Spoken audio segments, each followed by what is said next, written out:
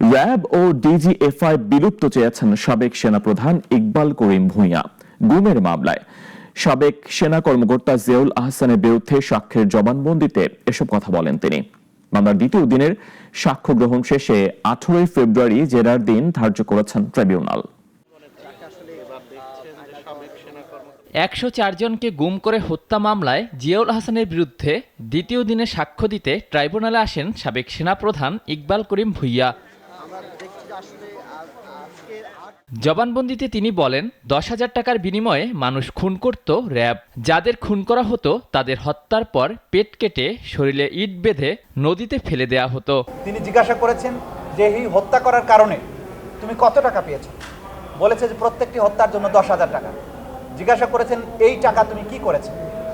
তিনি বলেছেন যে এই হত্যাকাণ্ডের কারণে যে প্রাপ্ত টাকা সেটা আমি গ্রামের মসজিদে দান করেছি। এছাড়া সাবেক সেনাপ্রধান আরও বলেন, আয়নাগরের মতো অপসংস্কৃতি চালু করায় ডিজিএফআই এর টিকে থাকার বৈধতা হারিয়েছে। পরে তিনি র্যাব ও ডিজিএফআই এর বিলুপ্তি চেয়েছেন। ডিজিএফআই যে অপরাধটা করেছে সেটা হচ্ছে প্রতিরক্ষা মন্ত্রণালয়ের আন্ডারে সরকারের অধীনে, সেটার উপরেও সেনাবাহিনী প্রধান হিসেবে তার কর্তৃত্ব ছিল না। সুতরাং ডিজিএফআই যে সমস্ত অপরাধ করেছে সেটার দায়ও সেনাপ্রধান হিসেবে জনাব ইকবাল করিম ভূঁইয়া অথবা বাহিনী হিসেবে সেনাবাহিনীর উপরে কোনো অবস্থাতেই বর্তাবে না। এদিকে পুনর্গঠিত ট্রাইব্যুনালে এ পর্যন্ত সকল কার্যক্রমের সারসংক্ষেপ বর্ণনা করেন চিফ প্রসিকিউটর। বলেন, আন্তর্জাতিক অপরাধ ট্রাইব্যুনাল পুনরায় গঠিত হওয়ার পর এ পর্যন্ত 24টি আনুষ্ঠানিক অভিযোগপত্র দাখিল হয়েছে।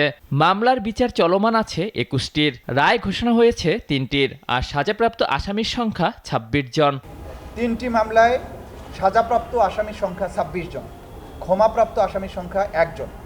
চলমান মামলাসমূহে সর্বমোট আসামির সংখ্যা হচ্ছে 457 জন। উভয় আদালতে গ্রেপ্তারকৃত আসামির সংখ্যা 161 জন।